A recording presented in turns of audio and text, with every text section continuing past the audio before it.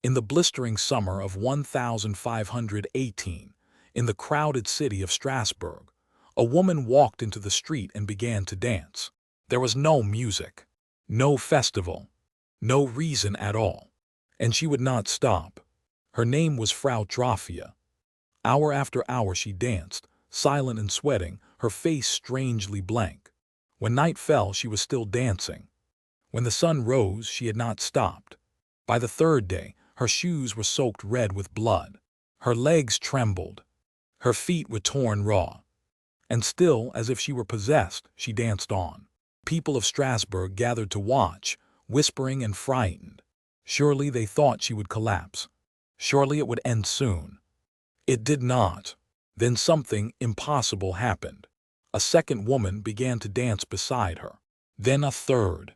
Then a dozen more, all caught in the same silent trance. Within a week, 34 people were dancing in the streets, unable to stop, unable to rest, swept up in the very same invisible madness.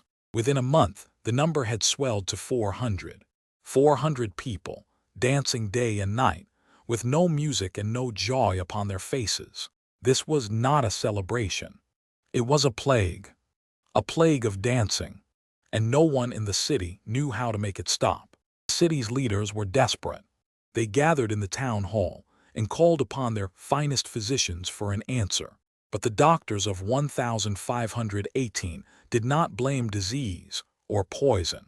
They blamed overheated blood, and the cure they prescribed would prove catastrophic. They declared that the only way to end the dancing was for the afflicted to dance even more, to dance the fever out of their bodies until it was gone.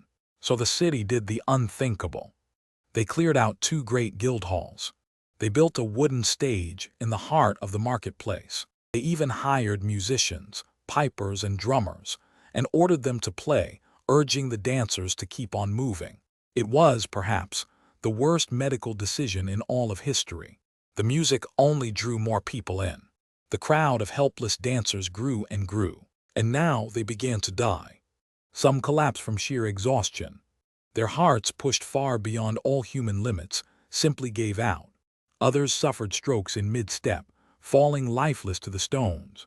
At the peak of the madness, witnesses claimed that 15 people were dying every single day. Men and women danced until their bodies failed them, drenched in sweat, screaming for a help that no one, not even they themselves, could give. The city, horrified at last by what it had unleashed, finally reversed course. The music was silenced. The stages were torn down. Surviving dancers were gathered up and carried, many of them still twitching and still moving, to a shrine high in the mountains. There, before an altar to St. Vitus, the patron saint of dancers, they were given red shoes and prayed over, as the people begged the curse to lift. And then, as strangely as it had begun, it simply ended. The dancing slowed. The bodies stilled. The plague quietly released its grip on the city. But one question remained, and it remains to this very day. What on earth could make hundreds of ordinary people dance themselves to death? One theory points to ergot, a toxic mold that grows on damp rye, the very same poison later linked to the witch trials.